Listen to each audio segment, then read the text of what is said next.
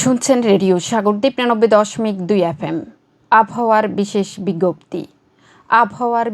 বিজ্ঞপ্তি।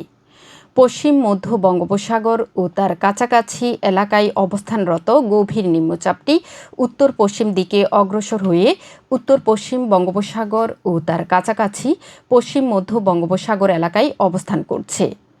এটি আজ দুপুর ১২টায় চট্টগ্রাম সমুদ্র বন্দর থেকে ৮৩৫ কিলোমিটার দক্ষিণ পশ্চিমে অবস্থান করছিল।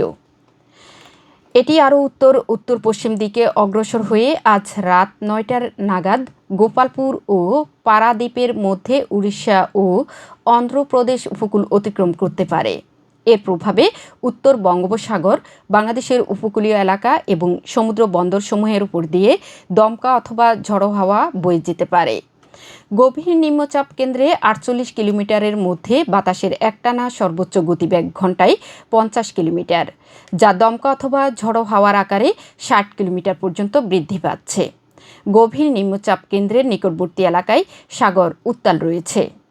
এ অবস্থায় চট্টগ্রাম, কক্সবাজার, মংলা ও পায়রা সমুদ্র বন্দরসমূহকে ৩ নম্বর, আমি আবারও বলছি, চট্টগ্রাম, কক্সবাজার, মংলা ও পায়রা সমুদ্র বন্দরসমূহকে ৩ নম্বর স্থানীয় সতর্ক সংকেত দেখে যেতে বলা হয়েছে। উত্তর বঙ্গোপসাগরে অবস্থানরত সকল মাছ ধরার নৌকা ও ট্রলারকে পরবর্তী নির্দেশ না দেওয়া পর্যন্ত নিরাপদ আশ্রয়ে থাকতে বলা হয়েছে। আবহাওয়ার বিশেষ বিজ্ঞপ্তি শুনলেন।